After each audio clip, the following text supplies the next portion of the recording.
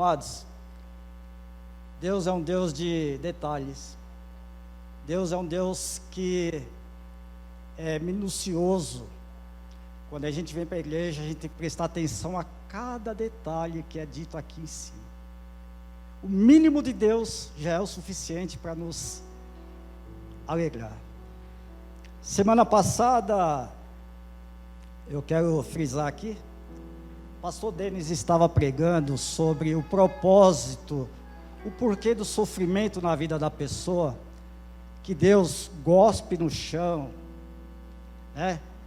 Faz um barro, passa no olho do cego, porque o cego é de nascença, né? E o pastor dizendo do propósito, porque que Deus, justamente esse que nasceu cego, Deus fez todo esse propósito.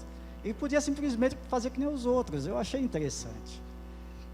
Depois, no domingo, o pastor também, Denis, pregou as 7 frases de Jesus quando estava sendo crucificado.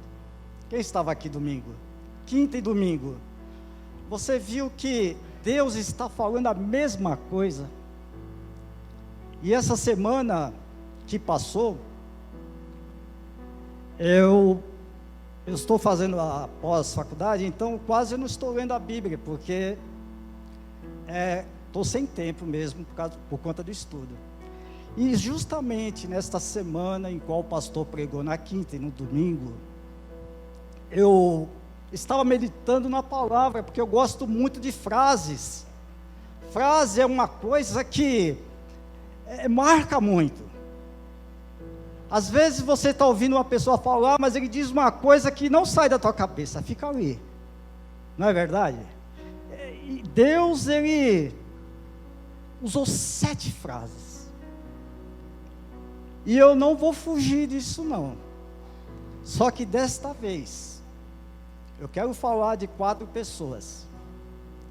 E o título dessa palavra, obrigado, irmão, são 4 homens, diga, 4 homens, uma frase e um destino. 4 homens, uma frase e um destino. Veja como eu sou apaixonado por frases, até escrevi algumas aqui de pessoas importantes, pregadores antigos.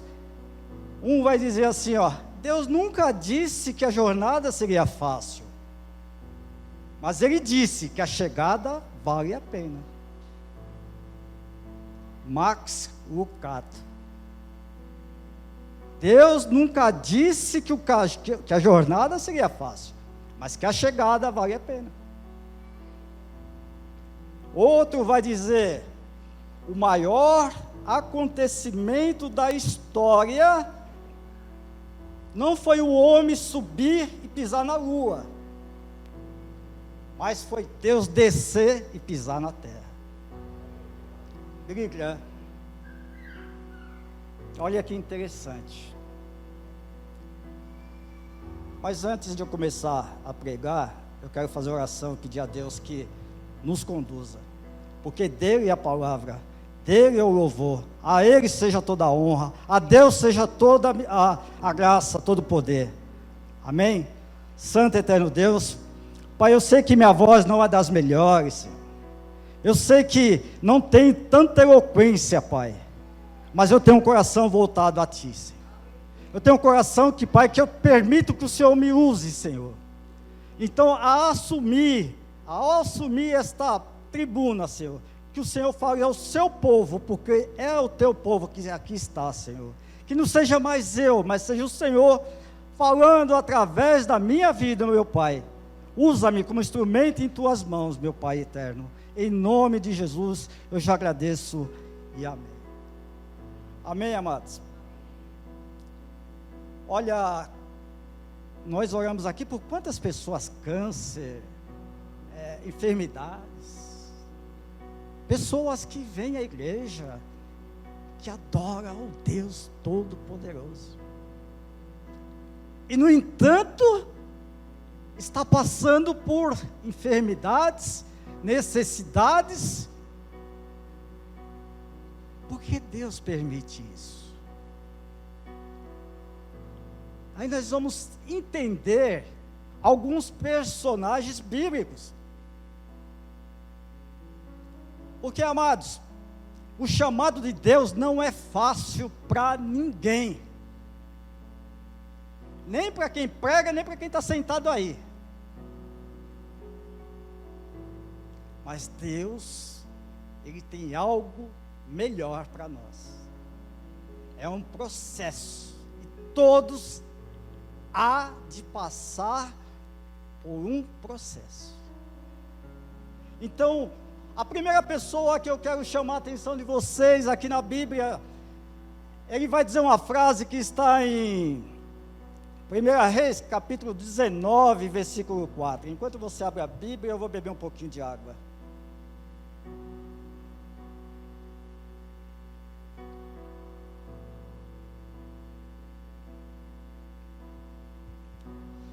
Capítulo 19 de 1 Reis, versículo 4.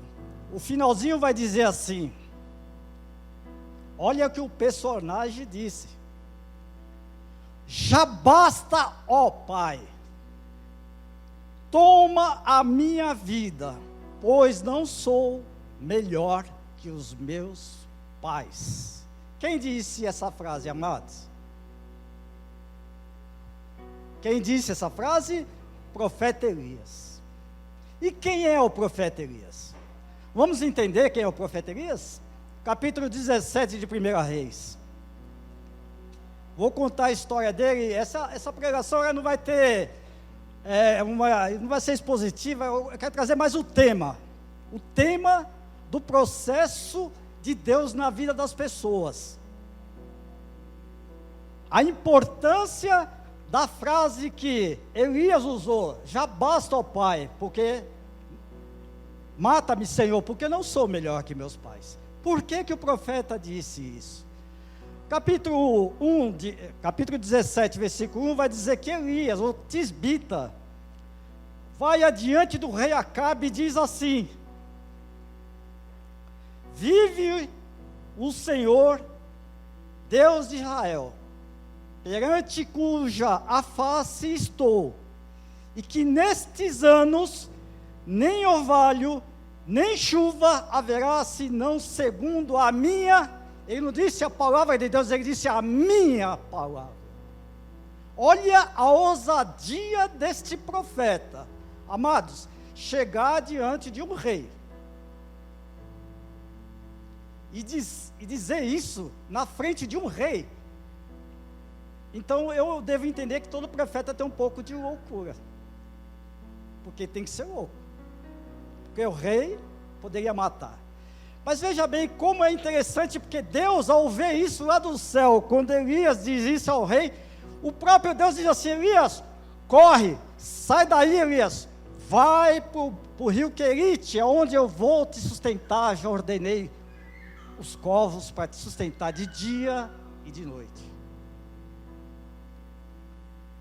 A ousadia de um profeta chegar diante de um rei e dizer isso. Mas veja bem como Deus é fiel. Ele profetizou que não ia haver chuva durante alguns tempos. A Bíblia depois vai dizer que 3 anos e pouco. Mas Deus falou: Elias, some daí. Some, porque vão te matar, Elias. Vai para o lugar que eu vou te mostrar. Outra coisa que eu aprendo com isso: Deus vai dar sempre a direção para quem está à sua disposição. É como se ele falou para o rei e Deus fez assim: ó, vai mexer com ele não. Elias, se esconde, eu vou te guardar.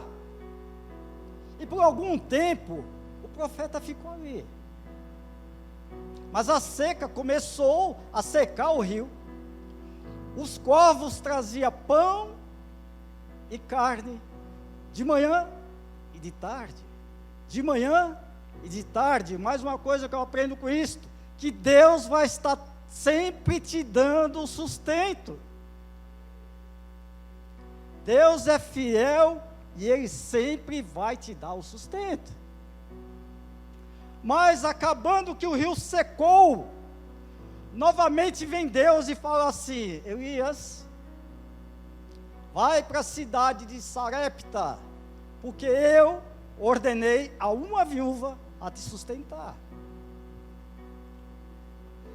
Certamente, o profeta deve ter pensado, essa viúva vai ter uma boa condição. Sim ou não? Se a viúva vai sustentar. Só que ele chega na cidade e encontrou uma mulher pegando gravetos na entrada da cidade, para fazer um fogo, para cozinhar um pão, para depois que comer o pão morrer, ela e o filho, porque não tinha mais comida.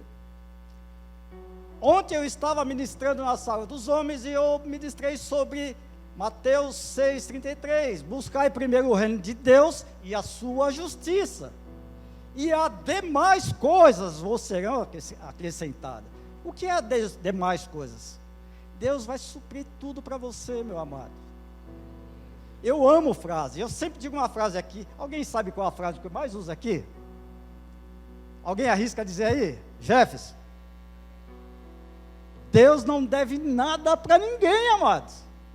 Faça uma coisa para Deus, eu faço um desafio. Se Deus não vai retribuir na tua vida, Deus é fiel. Deus é fiel.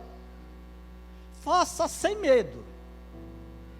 E o profeta chegou para essa viúva e falou assim: olha, você pode me arrumar um pouquinho de água, missionária Betânia? Me arruma um pouquinho de água. Olha, mas eu só tenho um pouquinho. Ó, mas antes de você pegar água, faz um pãozinho para mim, tá? E traz primeiro para mim, viu, missionária Betânia? Não, mas eu só tenho isso. Eu só tenho isso. Eu vou fazer, eu vou comer com meu filho e depois nós morremos. O profeta disse: assim diz o Senhor, irmã Betânia, missionária Betânia, a farinha da botija na sua casa não vai faltar, o óleo da botija também não vai faltar, enquanto não chover, você vai ser sustentada por Deus. E é assim que Deus faz. Olha, ela deu uma refeição para Elias. Elias ficou um bom tempo, quase 2 anos na casa dessa mulher. Faz uma refeição durante 2 anos e pouco. É pouco? Hã? O que Deus há de fazer por nós? Só que também tem um tempo. O filho dessa mulher adoece e morre. Ela questiona o profeta e fala assim: Elias, você vem trazer maldição sobre a minha casa, Elias? O meu filho morreu. Elias toma esse menino, conduz até o quarto, deita em cima desse menino, quase que beijando, a Bíblia diz quase que beijando. Ele chama o Senhor, ele clama ao Senhor e fala: Senhor, devolve a vida a esse menino. E o menino voltou a viver. A mulher disse assim para Elias: nisto eu reconheço que você é um homem de Deus. Amados, outra coisa que eu aprendo aqui: toda necessidade que aparecer diante de você, e você sendo um profeta de Deus, é para você entender que é para você pedir ao Pai, e o milagre vai acontecer, porque Deus é do tamanho que a gente imaginar. É assim que Deus é. Só que Deus falou: chega, Elias, se apresenta agora a Acabe. Elias encontra Abadias, ou Obadias, acho que é Obadias, um servo do rei Acabe, e diz assim para o servo: avisa ao rei Acabe, para ele chamar os 450, diga 450, profetas, peraí que eu vou lembrar o nome aqui, Baal, obrigado, E os 400 profetas de Azera. 450 com mais 400, 850. E há de ser que nós vamos fazer um sacrifício. Vamos montar um altar. Você vai pegar um bezerro, vai pôr ali, não taque fogo no bezerro. Elias manda chamar toda a cidade, todo o povoado. E diz assim: o Deus que responder com fogo, esse vai ser o Deus de Israel. Topa, Acabe. Rei Acabe, você topa? O homem tremeu. Porque um sozinho enfrentar 850, profeta é louco. Então, amado, quando Deus te mandar fazer uma coisa, seja louco. Porque é na loucura de Deus que Ele vai te usar. Não tenha medo. Aí vai. Os profetas chegam, monta o altar, faz o chamado do Deus lá deles, de manhã até o meio-dia. E uma coisa que eu aprendo, que os 10 mandamentos, Deus zombou de todos os outros deuses egípcios. Sim ou não? Ele fez a praga para cada um deus daquela época. E Elias dizia assim: olha, chama seu Deus, porque ele deve estar viajando, ou está surdo, não ouve, ou está no celular jogando, alguma coisa assim. Resumindo, o Baal não respondeu. Elias vai, também, outra coisa que eu aprendo aqui, restaurar o altar de Deus. Antes de agirmos, eu estava ouvindo uma pregação sábado, e eu achei muito interessante. O pastor dizia assim: amado, quer que Deus te use? Seja ambiente de Deus. Como é que eu vou ser ambiente de Deus? Orando, lendo a Bíblia, ouvindo louvores. Eu preciso preparar o meu corpo, a minha alma, o meu espírito para receber Deus. Eu recebendo Deus, Ele vai trabalhar, porque Ele habita dentro de nós. Amém ou não? Então, o profeta Elias monta o altar, pega o bezerro, corta em vários pedaços, manda cavar algo em torno do sacrifício e manda jogar água por 3 vezes. É para desafiar mesmo. O Deus que eu sirvo é tão bom, mas tão bom, que Ele vai descer e vai lamber isso aqui como nada, vai dissipar. E ele vai fazer oração: Deus, provai agora que o Senhor é Deus, para que todo Israel saiba que existe um Deus nesta nação. E o fogo veio e lambeu todo o boi, toda a água, todo o sacrifício. Elias então pega esses profetas, leva para um canto e mata todos. Só que, como ser humano, Acabe tinha uma mulher terrível, uma tal de Jezabel. Ô mulherzinha terrível. Coitado do Acabe, passava apertado com essa mulher. E Acabe vai para casa, triste. Olha, o Elias fez isso, o Elias fez aquilo. Diga para o Elias que amanhã ele vai ser morto. Aí você vê Elias, um profeta que matou 850 profetas, que fez por 3 anos não chover, fugir de uma mulher. Vamos julgar Elias, não?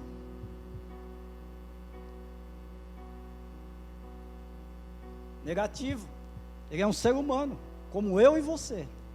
Nós temos medo. Ele fugiu, ele foi para o lugar, deitou, e ele vai dizer essa frase: já basta, ó Pai, mata-me, porque eu não sou melhor que meus pais. Só que Deus, na misericórdia, manda um anjo fazer um belo almoço para ele. O anjo faz o almoço, estou conjecturando aqui, tá? Faz um belo almoço, chama o profeta, acorda, come, porque longa é a tua caminhada na face da terra. Longa é a caminhada de vocês na face da terra. E o profeta sai andando. Sai andando, toma por ajudante o Eliseu, e já mais na frente lá ele é tomado, vem uma carruagem de fogo, separa os dois, ele sobe no moinho, e eu tenho a dizer para vocês, sabe o quê? O que parecia ser a morte de Elias, Deus mudou a sua sorte. Ele está com Deus lá no céu, não provou sequer a morte. Só existe 2 personagens na Bíblia que não provou a morte: Enoque e Elias. Eu não vou entrar aqui no cunho teológico, porque provavelmente vai ser as 2 testemunhas a morrer, porque tem que ter uma justiça de Deus. Provavelmente é um discurso teológico. Então Elias não provou sequer a morte, porque Deus mudou a sorte dele. Elias é um milagre de Deus. Amém? Vocês estão entendendo até aqui? Aí nós vamos para Davi. Quem é Davi? Todo mundo conhece a história, eu vou ser mais rápido, porque são 9:10. Davi, um menino, ele vai dizer uma frase, na verdade, como o pastor Aleilson disse aqui no capítulo Salmo 6, Davi escrevia o que estava sentindo. Davi estava sentindo isso, e ao mesmo tempo já profetizando o que Deus ia dizer. Deus não, Jesus Cristo, que também é Deus, né? Que é Deus, que o pastor Denis gosta muito.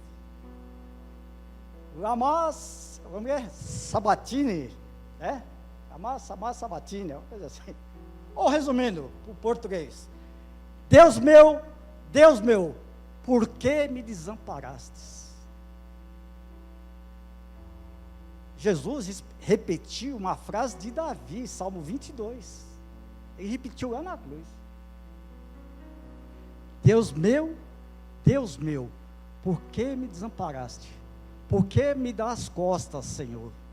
Se você for ler o Salmo, você vai entender. E ao mesmo tempo, ele está profetizando o que Deus ia falar na frente, o que Jesus ia dizer ali na cruz. Agora, vamos entender por que Davi disse isso? Davi, um pastor, recusado pelos pais, né? Rejeitado pela sua família. Deus já não havia mais aprovado a vida de Saul como rei, e diz a Samuel: Samuel, vai à casa de Jessé, que lá eu vou te mostrar o novo rei de Israel, você vai ungir ele. E nós, como seres humanos, e Samuel não é diferente, quando viu Eliabe, bonitão, alto, soldado, Samuel disse assim: esse é o rei. Mas Deus disse: não, o homem vê com os olhos, eu vejo o coração. Deus vê aqui, ó. Não adianta falar aqui, não adianta se mostrar o bom, ele vai ver aqui. É aqui que ele te conhece, é aqui que ele vai te sondar, é aqui que ele vai ver quem somos nós, quem sou eu. Então, passa todos os filhos, Samar, Eliabe, todos os filhos de Jessé. Ô Jessé, não tem mais alguém? Ah, tem um aí que está no meio do mato aí.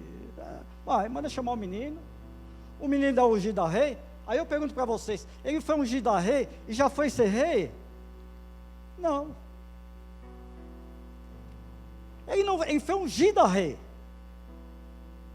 Uma lição aqui para nós é o seguinte: quando alguém vir te chamar, profetizar na sua vida, tenha consciência de uma coisa, meu amado: Se alguém chegar para você e dizer assim, ó, você vai ser pastor, você vai ser cantor, amém, acredito, porque é um profeta, eu acredito. Mas porém vai se preparar para ser. Não chega simplesmente fazendo o que você ainda não sabe. Nós temos que ser ambiente de Deus. Eu, como soldado que sou, para eu sair na rua, eu tenho que primeiro fazer um treinamento para vestir a farda, para depois sair na rua. Eu não posso simplesmente chegar e sair para a rua e fazer o que tem que ser feito, eu tenho que ser treinado. Todos nós temos que ser treinados. Deus começa a forjar uma situação para que Davi chegue ao rei, a ser rei. Deus põe em Saul o quê? Um espírito atormentador. Deus pode pôr um espírito mau na pessoa? Pode. Pode. Deus manda em tudo. Só por um objetivo. Porque quando Davi estava com o espírito mau, Jonatas, filho de Saul, vai buscar Davi para trocar a harpa, e o espírito mau, toda vez que Davi tocava essa harpa, o rei Saul ficava calmo, o espírito mau ia embora. Imagine que Deus, ele forja para você, isso que eu aprendo. Deus, ele vai fazendo caminhos para você, ainda que sejam meios tortuosos, você vai chegar onde Deus quer que você chegue, meu irmão. E foi assim com Davi. Davi então começa a dormir na casa do rei, porque o rei tinha esse problema toda noite. Amém? Davi então começa a viver ali na casa do rei. Aí vem um gigante chamado Golias, vocês conhecem bem a história, desafiando o exército de Israel. Davi vai então, mata esse gigante. E qual o prêmio para quem matar o gigante? Casar com a filha do rei, não pagar impostos, e blá, blá, blá, blá. Vocês conhecem a história. Por isso que é bom pregar na igreja que conhece a Bíblia. Amém? E eu sei que vocês conhecem. Então eu posso até cortar um pouquinho aqui a história e vocês não perdem o fio da ninhada. Só que Davi começa a ficar famoso. As mulheres começam a cantar assim, olha, Saul matou 1000. Mais 10, Davi matou 10.000. Amados, a inveja é algo tremendo. Por causa desta música que as irmãs, as pessoas cantavam na rua, o rei Saul ficou com ódio de Davi. Começou a caçar Davi. Você imagina um rei te caçando, meu amado? Se não é Mical, a filha de Saul, Davi tinha morrido. Mical ouve a conversa e fala, Davi, ó, vaza, na linguagem são bernardense, vaza, foge, some daqui, meu pai quer te matar. Amém? Então Davi foge, e começa a ser perseguido por Saul. Você imagina um rei te perseguir, meu amado? Um rei, vamos supor que São Bernardo fosse um reinado aqui, o rei manda perseguir, ó, mata o Denival. Quem matar o Denival vai ganhar um prêmio. Amado, coitado do Denival, vai ter que correr, vai ter que se esconder. E Davi começa a ficar desesperado. O desespero de Davi foi tanto que ele fugiu para a terra inimiga, para a terra dos filisteus. Aí o rei Aquis cercou Davi. Davi, para não morrer, começou a dar uma de louco, babá, fizer que é doido, para ninguém. O rei falou, aí o soldado falou, esse aqui é o Davi. O rei falou, não pode ser Davi, esse doido aí, esse babando aqui, não pode ser Davi. Estratégia. O rei Davi foi esperto, por isso ele escreveu esse salmo. Mas veja bem, no capítulo 31, Saul morre, se mata na verdade. E o que parecia ser a morte de Davi, é isso que eu quero que você Põe na tua cabeça, irmão. O que parecia ser a morte de Davi, Deus mudou a sorte. E Davi se transformou primeiro rei de Judá, depois rei de todo Israel, e é o rei mais conhecido da Bíblia. Amém ou não? Olha como Deus é bom, como Deus faz as coisas. Amados, 4 homens, 4 frases e um destino.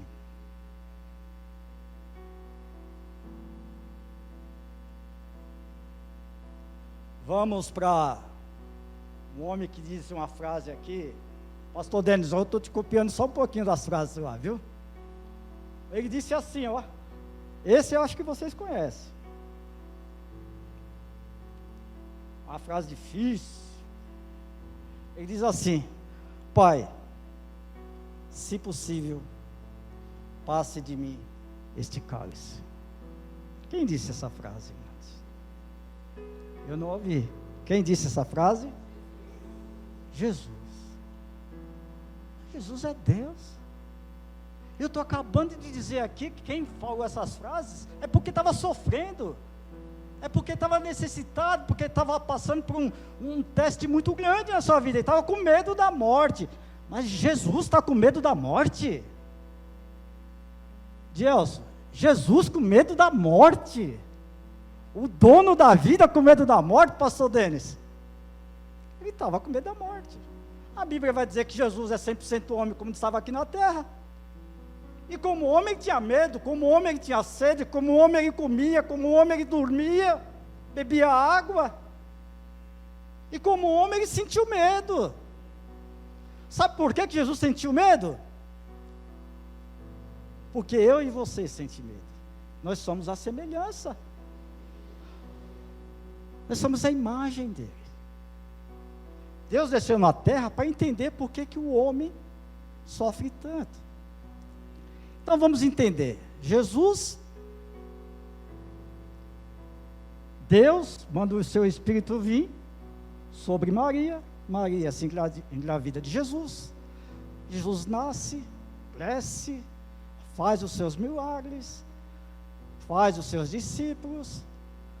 Só que ele começa a incomodar.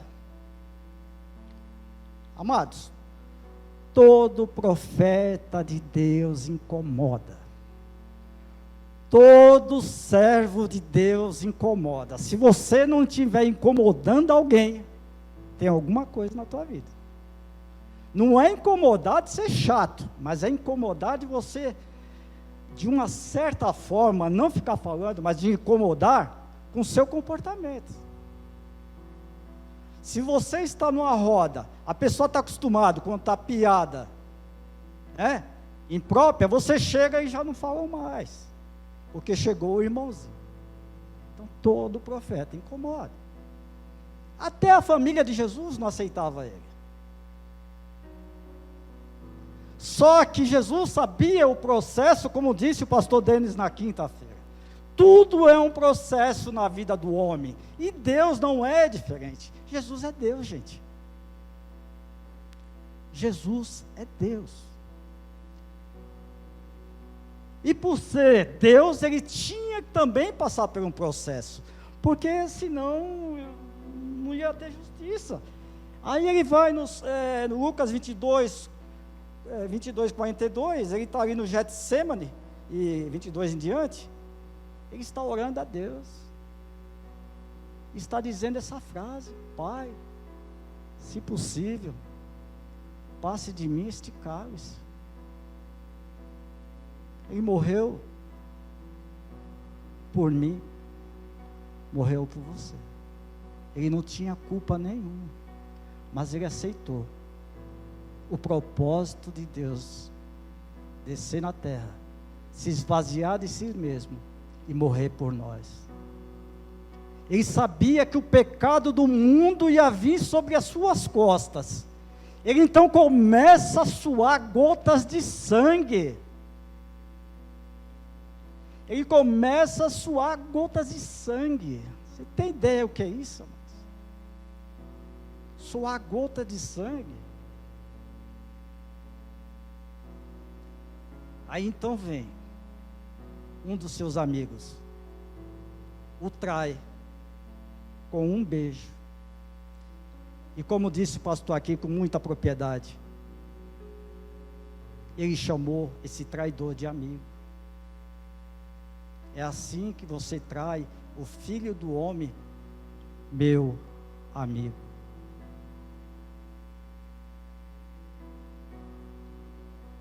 Não tem amor igual a esse, mesmo sofrendo. Jesus foi crucificado, cuspido, escarrado, sofreu o que não fazia parte dele, era eu para estar ali, era eu. E ele morreu por mim. Talvez já vendo no futuro, Fábio, tal dia você vai pregar na Brilho Celeste, uma quinta-feira, e vai estar o irmão X, o irmão A. Eu quero dizer para vocês, Jesus morreu, mas ao terceiro dia, ele ressuscitou. O que parecia ser a morte de Jesus, Deus mudou a sua sorte, e hoje Ele está sentado à destra do Pai, reinando sobre todos nós, e um dia nós vamos ter um encontro com Jesus. O que parecia a morte de Jesus, Deus mudou a sorte. Agora eu quero que você faça uma pergunta para mim. Pastor, quem é o quarto homem? Todo mundo está querendo saber quem é o quarto homem, né? Todo mundo quer saber quem é o quarto homem. É você. O quarto homem é você. Que frase você está falando para Deus? Qual a frase que você está falando há anos, ou há alguns dias, ou Deus, por que isso acontece comigo, acontece com A, acontece com B, e não acontece comigo coisas boas, Senhor? Qual é a frase que você está falando, amigo? Qual é a frase? Eu quero que você pare, pense e diga a frase que está dentro do seu coração, só para você, ninguém precisa ouvir, mas Deus está ouvindo. Agora eu vou chamar aqui, pastor Denis, eu vou pedir para os irmãos cantar um louvor, e se você tem uma frase, e acredita que Deus está ouvindo essa frase, e quer vir aqui à frente, enquanto está sendo entoado este louvor, porque todos que falaram uma frase, Deus ouviu e operou. E o que parecia ser sua morte, o que parece ser sua morte, eu não sei se seu marido não quer vir para a igreja, eu não sei se seu filho está envolvido com droga e você está pedindo, eu não sei se você está desempregado e você está pedindo uma porta de emprego, eu não sei que você está pedindo para Deus seu ministério crescer ou não, eu não sei que você precisa, mas Deus assim o sabe.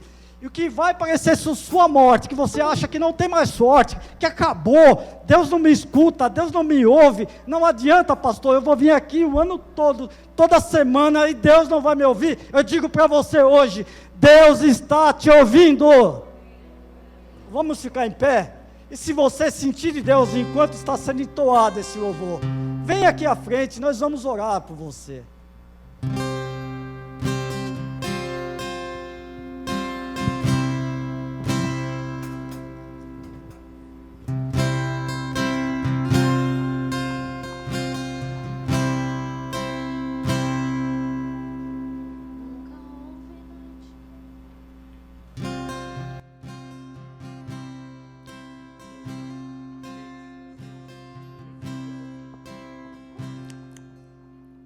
Nunca houve noite que pudesse impedir o nascer do sol, é esperança, e não há problemas que possa impedir as mãos de Jesus pra me ajudar. Nunca houve noite que pudesse impedir o nascer do sol, é esperança, e não há problemas que possa impedir as mãos de Jesus para me ajudar. Haverá um milagre dentro de mim. Vem descendo o rio pra me dar a vida. Esse rio que emana lá da cruz, nos braços de Jesus. Haverá um milagre dentro de mim. Vem descendo o rio pra me dar a vida. Esse rio que emana lá da cruz, nos braços de Jesus. Aquilo que parecia impossível, aquilo que parecia não ter saída,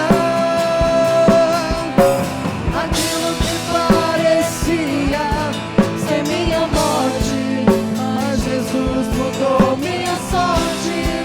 Sou um milagre e estou aqui. Aquilo que parecia impossível, aquilo que parecia não ter saída, aquilo que parecia ser minha morte, mas Jesus mudou minha sorte. Sou um milagre e estou aqui.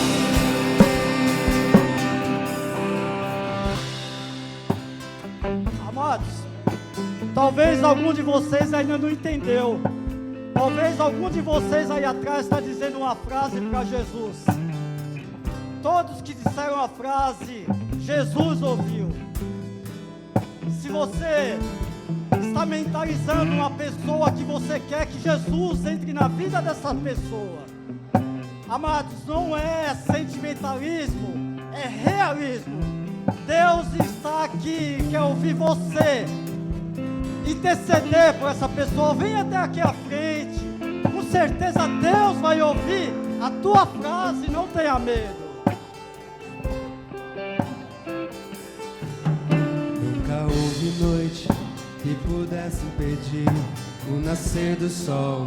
É esperança e não há problemas que possa impedir o nascer do sol. Pra me ajudar, haverá um milagre dentro de mim. Vem descendo o rio pra me dar a vida. E esse rio que emana lá da cruz, do lado de Jesus. Haverá um milagre dentro de mim. Vem descendo o rio pra me dar a vida. Esse rio que emana lá do lado de Jesus. Aquilo que parecia impossível, aquilo que parecia não ter saída, aquilo que parecia ser minha morte, mas Jesus mudou minha sorte. Sou um milagre e estou aqui. Usa-me, sou o teu milagre. Usa-me, eu quero te servir. Usa-me, sou a tua imagem. Usa-me, ó filho de Davi. Aquilo que parecia impossível, aquilo que parecia não ter saída, aquilo que parecia ser minha morte, mas Jesus mudou minha sorte. Sou um milagre, estou aqui.